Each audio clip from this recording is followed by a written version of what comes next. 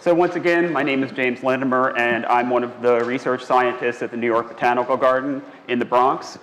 And so, we've heard talks about nitrogen and its impacts on shellfish and fisheries, and we've heard talks about deer and deer browsing and the impacts that that has. And I think those are things that people in general are sort of familiar with as phenomena that we have to be aware of and think about. But today I'm going to talk about something that I think, most people know relatively little about, and that's lichens. So I hope that you view this talk sort of as a window onto a side of Long Island that most of you probably haven't seen before. So first off, everyone's general question is always, well, what is a lichen? And so I always start off my talk giving you a little bit of an explanation. What are lichens? Lichens are beautiful. Are they plants? Well, many people think that they're plants, and in fact, early botanists from the time of Linnaeus thought that was the case. You can imagine how, if you had no microscopes, as they didn't several hundred years ago, that you might think this leafy lichen here, this is Pseudocyphalaria from central Chile, was relatively similar to this trillium here. This has flowers, maybe these little fruiting bodies here, maybe people thought those were small flowers. Well, in fact, and they're both green, they're leafy, you could see how there's a few similarities. But in fact, lichens are not plants, and they are not closely related to them. Rather, lichens are fungi, so they are not plants. If we recognize that they're fungi, the question immediately arises, well, are all lichens closely related? Are all lichens related to each other? So if you looked at all the lichens that are out there in the world, and early botanists did this, and they thought, well, okay, they all look kind of similar. A lot of them are leafy, a lot of them are greenish, a lot of them look very different from most fungi. So they said, all right, well, these are all lichens. And then they looked at all of the fungi that were out there, and they said, well, those all look pretty similar. They don't look a lot like most lichens. So they thought that, in fact, lichens were one group, and fungi were another group unto themselves. Well, in fact, we've learned relatively recently, in the 1980s and 90s, that it's become clear that, in fact, lichens are fungi, just like fungi are fungi. They're, in fact, not all closely related to each other.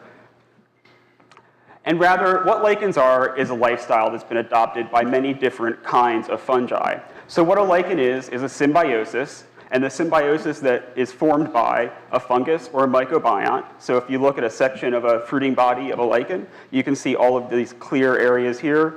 Those are the fungal hyphae that are formed from the fungus, and then you'll see these clumps of green. Those are the algae. That's the photobiont. So it's a symbiosis formed by a fungus and an alga, and together they form these beautiful structures that look absolutely nothing like most fungi and most algae do in the wild.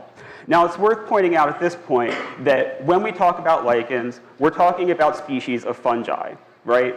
So lichens are classified based on the fungus. They're not classified based on the algae. Algae have their own names, they have their own systems of classification, and they're not related to the fungi that we're talking about today.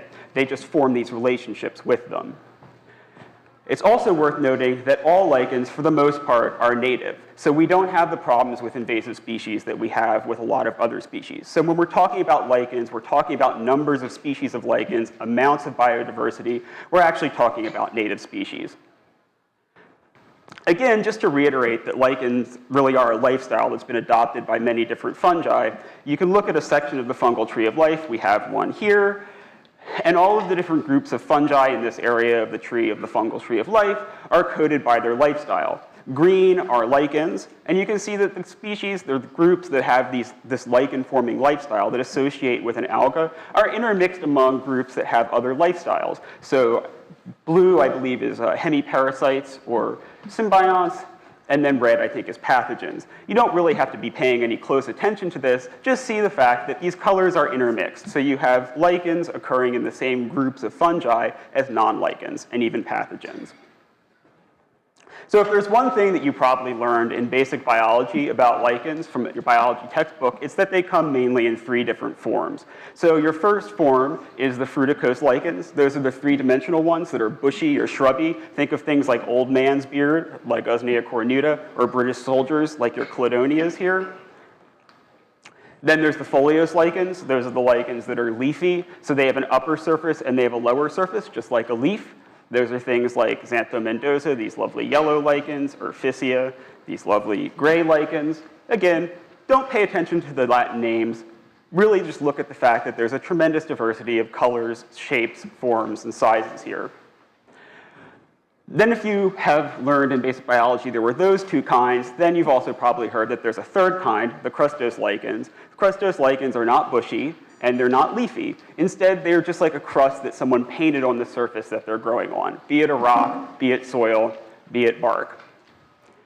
These are the most diverse group of lichens. They're also the most highly understudied, and they're the groups that I tend to specialize in with my work at the Botanical Garden. Apparently, I also have a bit of a dry mouth right now. Lichens are also tremendously diverse. There's well over 25,000 species that have been described, and there's estimates of being well over 100,000 species in nature. And so I think that that's something that a lot of people don't realize. When you walk into the forest, most people think, oh yeah, well there's 3 or 4 kinds. There's the bluish-gray kind that's on the trees. There's the greenish kind that's on the trees. Maybe there's rock tripes on grow on the rock. There's old man's beard. But in reality, there's often at a single site, even on a single rock, like this one in Pennsylvania, that rock is about the size of me. There is a little picture of a hammer right there. Even on that one rock, there's dozens and dozens of species that grow. And in fact, you can even get 3 species or multiple species that are closely related. So an example of that is in the dust lichens, which is the group that I worked on for my PhD dissertation. You know, they might not be the most attractive things. It's a face only a mother could love. But even on this single rock outcrop, there's 3 species that grow in completely different microhabitats depending on how much light and how much humidity there is. So that just gives you, I think, a sense of how even at small scales, there's a tremendous diversity of lichens in natural habitats, or at least there should be. And so those reasons, this tremendous diversity, are sort of why lichens are abundant and diverse everywhere, or at least they should be. So they're common and abundant in coastal forests in California, like this one on Montaña d'Oro. You can see all the lichens here hanging from the trees. They're common and abundant in rainforests, like these in central Chile. They're also abundant in extreme habitats, like in the driest interior deserts of western North America, Nevada, and Oregon and Idaho, and above tree line in places like above in the glaciers in Chile and South America, and really throughout the world. So if I've convinced you that lichens are diverse and abundant, at least they should be everywhere, then it probably is a logical extension of that lichens are also very important.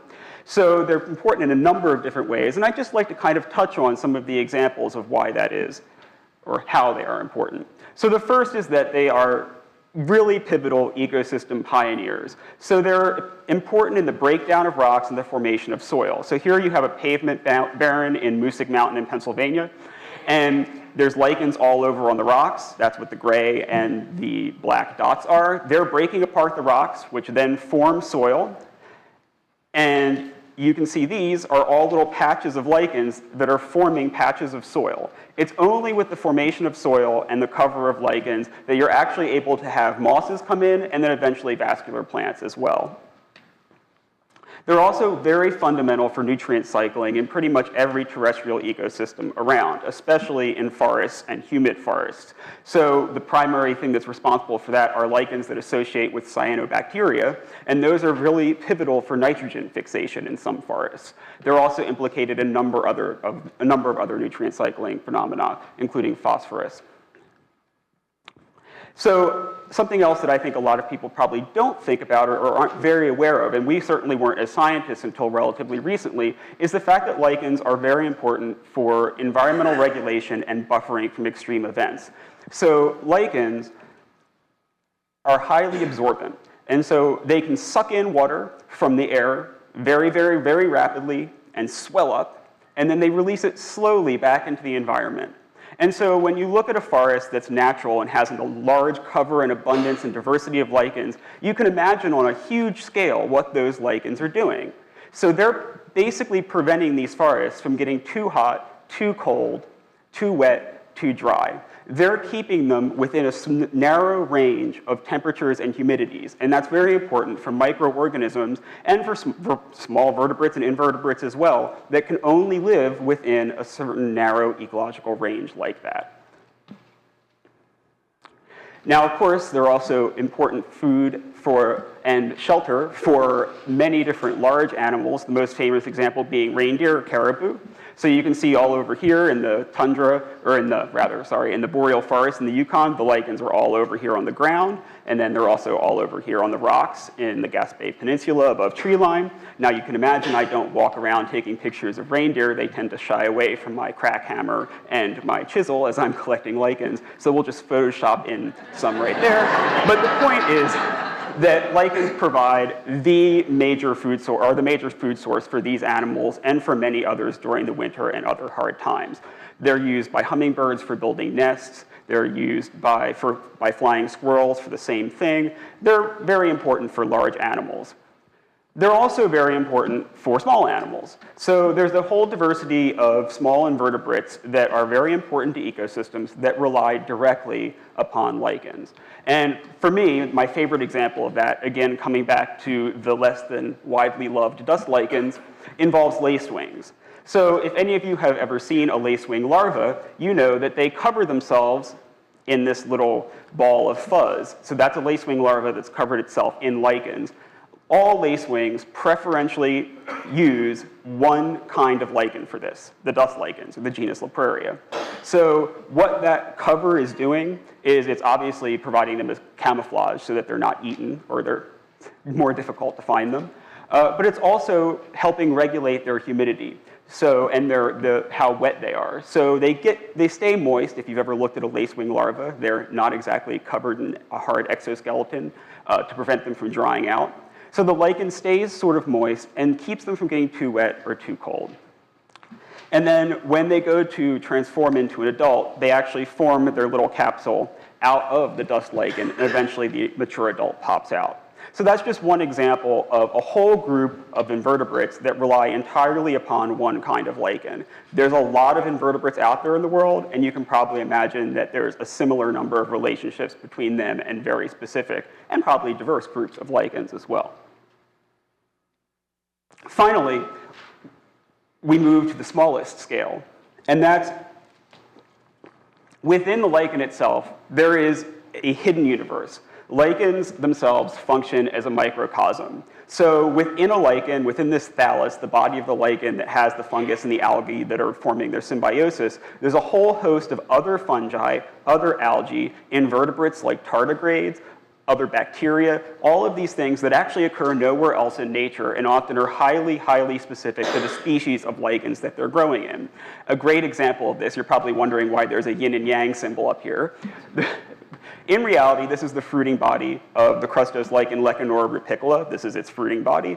And this black area here is a species of fungus, Arthonia varians, that only occurs on the fruiting bodies of this one species of fungus. One very close-knit relationship, one example of something that abounds in nature. So I hope that within this first 5 to 10 minutes of talking to you, I've convinced you all that lichens are absolutely amazing, important, and beautiful, and that rather than thousands of people going to Yellowstone to take pictures of Old Faithful, they should be turning around and taking pictures of the lichens that are on the rocks and trees there instead. Maybe one day. So if lichens are this diverse, and they're this important, and we should all be taking pictures of them, it probably is not an illogical extension to convince you that they're also producing tremendous services, and that when they're not present, ecosystems are compromised.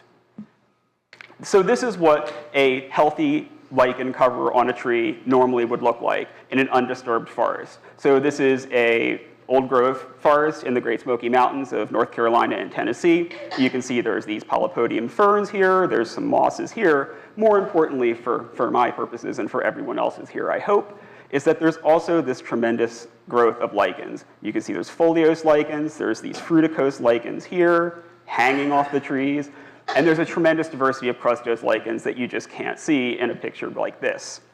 But then let's go a little closer to home in the Palisades and really anywhere else around New York City and in most other metropolitan areas,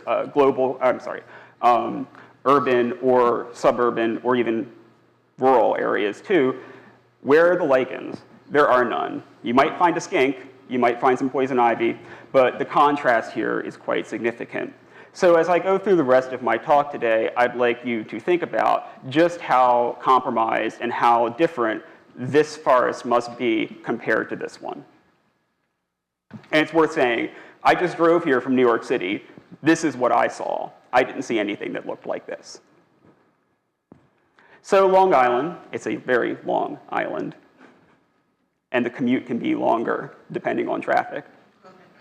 So we actually have a pretty good idea of what lichens should be here compared to many other areas and of North America and abroad. And the reason for that is that unlike many areas, we have a really strong historical baseline of what lichens were growing here prior to basically the 1930s and into the 1800s and before. And so we have a really strong historical baseline of what species were there. Botanists, natural historians of the time went around and collected lichens. They did it a lot. And in fact, there was a checklist of the lichens of New York City and the vicinity published in the early 1800s. And that listed hundreds and hundreds of species. And then in the 1960s, Ernie Brodo, who is a lichenologist that was born in the Bronx, moved to Flushing, Queens, and then eventually to Canada, to the Canadian Museum of Nature, he wrote his PhD dissertation on the lichens of Long Island. And so he collected and studied Long Island extensively in a period when it underwent rapid change in terms of residential development and loss and degradation of natural habitats. So what we know from this data, from all of the extensive historical data that we have, is that of course there's these common and widespread species. Those were around. Things like Parmelia squarosa, that's this dust lichen, Lepraria finckii, those were really common and often quite abundant. There were also mature forest indicator species, so these fruticose lichens like old man's beard, Usnea pennsylvanica. You've noticed that it's named Pennsylvanica. Well, the reason it's named that is that it was first collected by Henry Muhlenberg, one of the sort of fathers of American botany, near his home in Lancaster, Pennsylvania. It has never been, in the early 1800s, it's never been collected in Pennsylvania after 1900.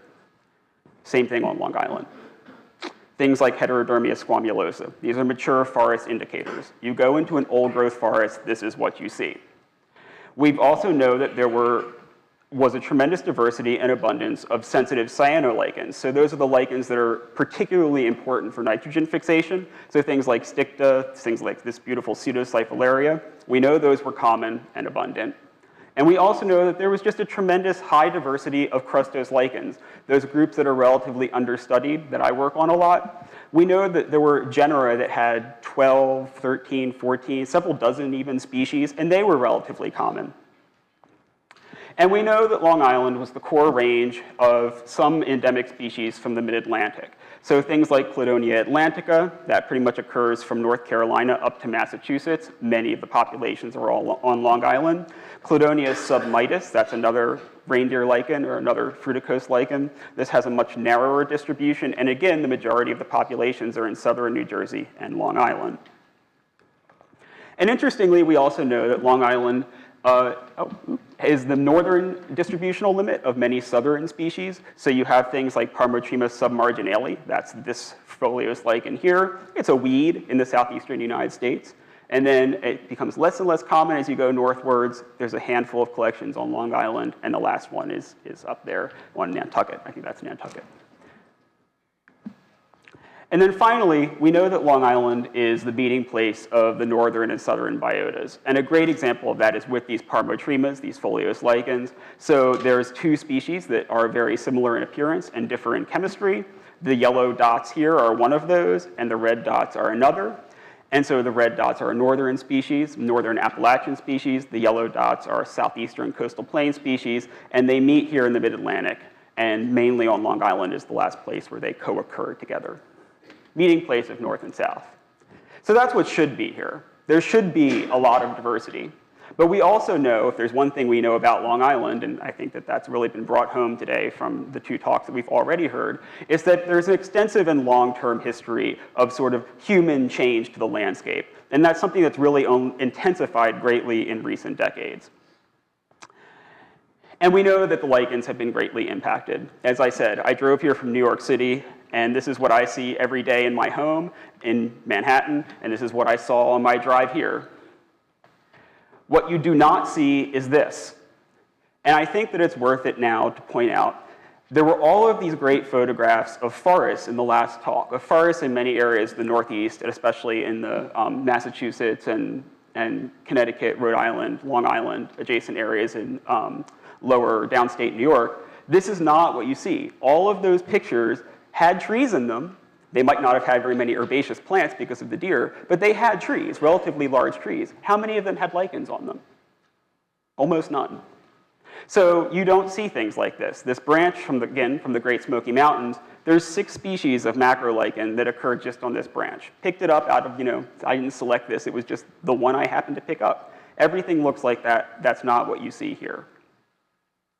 So what we know we've lost are these mature forest indicators, fruticose macrolichens, things like this old man's beard, things like Ramalina americana.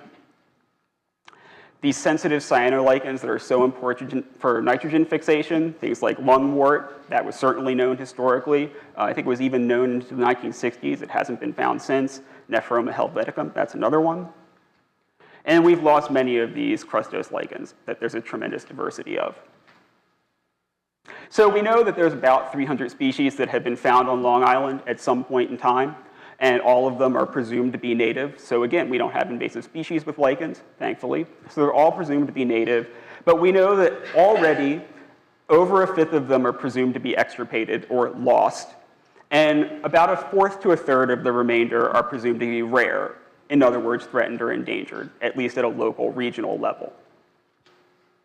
And so what this really means is that right now, when we're out in the forest and we're looking at plants, we're looking at animals, we're looking at lichens, we're looking at everything, we're living and thinking in a landscape that is already characterized by a tremendous loss of biodiversity, as is quite evident from the lichens. It's the most visible indicator of that, I think. And so we're all accustomed to this. And that's our baseline now, and that's not what the baseline was historically. And I think the logical question is, why should we care about any of this? We're pouring money into, or some money, others might disagree about the quantity, but we're certainly funding study of things like nitrogen and the impacts of deer browsing, but that's not the case for lichens. We know virtually nothing about lichens, how they function, and what the losses to the ecosystems really are in a quantitative way. And I'm a lichenologist. There's fewer than 12 of us in the country that are studying this. That should be, why should we care? Well, there's a lot of reasons, but the real primary one for me is that it's obvious from the work that I do throughout the United States and the world that we are having fundamental impacts to ecosystems. You could put a picture of New York City here, but I prefer to put a giant city like Santiago, Chile, because it's really easy to imagine the impacts that a huge city like this, with its haze of pollution here, are having on surrounding ecosystems. It's worth also pointing out, the reason I like putting this picture into talks is that this is Parque Santa Lucia, which is a small mountain in the center of Santiago. It's where Darwin stood on his voyage for the Beagle and looked out on what was then the city of Santiago in the mid-1800s, right? So imagine how much that has changed since Darwin's time. We're having tremendous ecosystem impacts, and our impacts are directly impacting biodiversity directly as well. And biodiversity is not just deer, it's not just herbaceous plants, it's not just wildflowers, it's this millions and millions of species on Earth, and that includes the hundreds of thousands of species of fungi, millions of species of fungi, really, the dozens of species of land snails, all of the tremendous algal diversity, everything. It's everything. It's not just us. It's not just the things that we see very readily. It's everything that supports them. And the loss of lichens in areas like Long Island that have been observed is a very visible way to understand and communicate the loss of biodiversity that is occurring worldwide. It also happens to be a national tragedy that is unfolding before our eyes and no one is doing anything about effectively and is relatively understudied. And it's not just a tragedy that's confined to lichens and confined maybe to Long Island or other highly urbanized areas along the East Coast and throughout the United States. If you think of a lichen as being at the center of the ecosystem, as I think we all should, the lichen is at the center. It functions as a hub of trophic interactions. everything in an ecosystem in some way probably involves a lichen. And so it has this supporting role for all these other organisms. And so suddenly, when you remove that lichen, it has the strong potential to have cascading and largely unforeseen impacts on all of the species that are in some way involved with it. When you remove the hub, it's a problem. Now, as I said, on Long Island, a fourth or a third of the species are presumed to be threatened or endangered. Probably about a fifth of them are already gone. And that's not just something, again, that's confined to this relatively small area. It's a phenomenon that we see everywhere. So this is a small selection of species that are critically endangered just in the eastern United States, or United States. I guess there's some western ones there. So this is just a small selection. There are many, many species that are critically imperiled and in danger of extinction in the United States and all over the world. How many species of lichens do you think, how many species of these important ecosystem service providing organisms are protected by the Endangered Species Act? Wow, 2. There's more than 5,500 species known, and we find new ones at a rapid pace, many of which are also rare and endangered. There's 2 listed on the Endangered Species Act. There's 2 listed on the IUCN Red List internationally. That does not reflect reality. And so if there's one thing I'd sort of like to conclude with, I don't like to get up and present lots of graphs and things like that, because I think that it's better to try and take home just the broader message with this. And that's that we should, first of all, be very concerned with what has happened and what is happening around us, and not be sort of lulled into complacency with accepting this lower level of biodiversity that we see around us now. We need to remember that this is what is natural. But in fact, we also have to have a lot of recognition and a lot of action to move forward with caring for what we have left. And so with that, I think I'd like to just take some questions.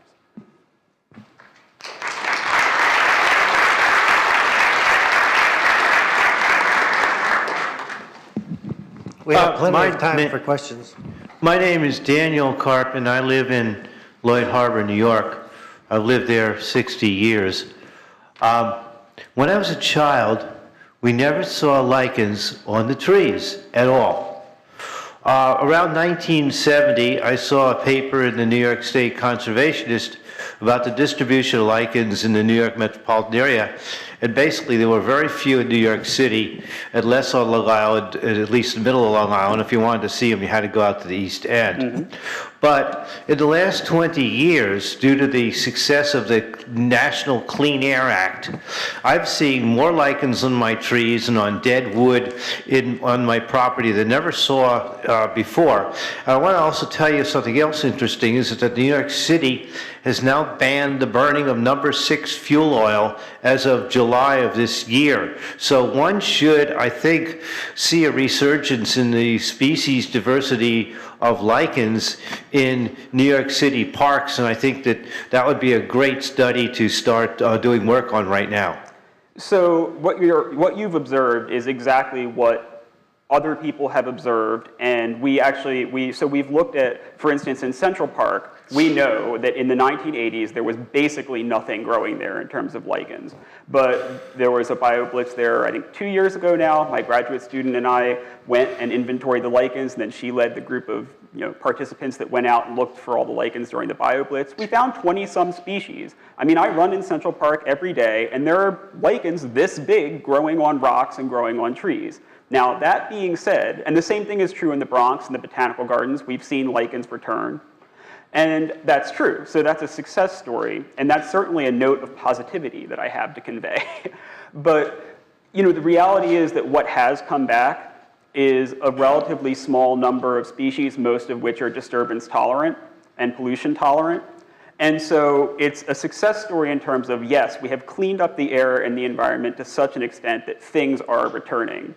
But we have degraded the habitats and caused so much fragmentation and loss of many of the species from large areas from which they used to occur that it will probably be decades or hundreds of years before we start to see the types of the numbers of species, especially old growth, indicators and things that are very sensitive to air pollution that we would have seen historically, if that ever happened. Well, I know because I've hiked in the mountains of western North Carolina. I know how diverse and how, especially when you get up to the upper elevations above 4,000 or 5,000 feet into your yellow birch, beech, sugar maple forest, the lichen diversity becomes enormous, and also the humidity there is much greater than it is in the lowlands at 2,000 feet because of the impact of the clouds hitting the mountains at those elevations. You get incredible rainfall in western North Carolina in some places, 80 to 100 inches a year in the Great Smoky Mountains and possibly in the Asheville watershed area. But lest you think that that is why there is a tremendous diversity of lichens there, there would have been the same amount, though, well, in the southern Appalachians at low and middle to elevations, there's actually a similar number of species. There might not be necessarily as conspicuously abundantly dripping from the trees as they do at the high elevations, but the diversity is even, and in fact even greater at middle to low elevations, which are not nearly as humid. Again, it's the impacts that we've had are lesser there. And so that's what you see there is what would have characterized all of eastern North America and the world in reality. So my colleagues and I just finished a large study in the mid-Atlantic coast from southern New Jersey to northern Florida, and we've found one region which is a previously overlooked biodiversity hotspot in coastal North Carolina in the Alligator River National Wildlife Refuge.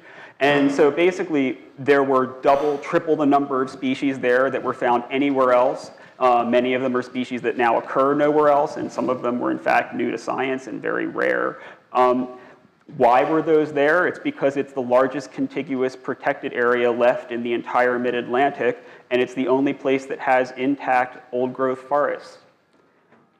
There are some old-growth forests on Long Island. I've discovered black tupelo trees, 700 years old in Blandenberg County Park, and that might be a place you want to go to. Oh, for sure. There's some spots like that in southern New Jersey, like Bear Swamp, that are absolutely spectacular. I've been to Bear Swamp with Bruce Kirshner. We had an expedition there about 10 years ago. Unfortunately, Bruce is deceased in 2007. Oh, yeah, I think that's a great opportunity for more work.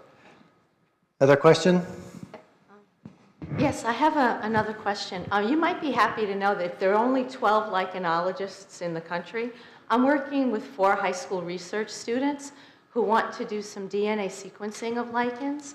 So I was wondering if you had any information to help us in that process. Just send me an email, and I'd be happy to give you some details on that. We routinely work with high school students, college students, really anyone that's interested, and I work with school teachers and stuff like that, for sure. Yeah, there's certainly things that can be done, yeah. You're at the Botanical Gardens? Mm-hmm. All right, wonderful, thank you. If you Google James and lichens, I think I'm the only one that comes up.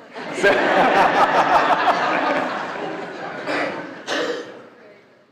shout since I'm in the middle, but James, you ended with a slide saying we need to care for what we have left. Yep. How do we do that? How do we do that? Number one, be aware ourselves. And number two, raise awareness amongst others. I mean, there's a lot that can be done in terms of raising awareness and educating others about the visible impacts of biodiversity loss. I mean, what we see with lichens is this is just a visible symptom of a much larger problem. And it's a very complex problem and difficult problem to solve. But many of the solutions that are out there or many of the things that are being talked about to solve the other problems that we have that are related to that would fix the problem for lichens as well. Stop logging our forests, number one. Protect more areas, clean air, things like that, clean water. There's a lot of things that go hand in hand with everything else that we talk about at a natural history symposium, just bringing lichens into the mix and really using that as a tool to educate people that are not necessarily so interested about biodiversity or species or conservation. I think that when you talk to people, legislators, the lay public, about the loss of native species, for instance, when you talk about vascular plants, wildflowers, something like that, when you start trying to convey, well, there's this many species in this area, and then this many species in this area, often there's so many invasive species that come in that the number of species in a disturbed, lot in an inner city could be very high. And it might even be on par with the number of species you might see in an old-growth forest. Now, that's probably not exactly true, but the point is you have to start conveying nuance. And by the time you've done that, most people's eyes have glazed over and they've stopped paying attention. But when you have lichens, there are no invasive species. Having nothing on a tree and something on a tree is something that is readily obvious and visible to anyone. It doesn't require conveying the nuance that you have to convey about invasive species and things like that. Okay, thank you.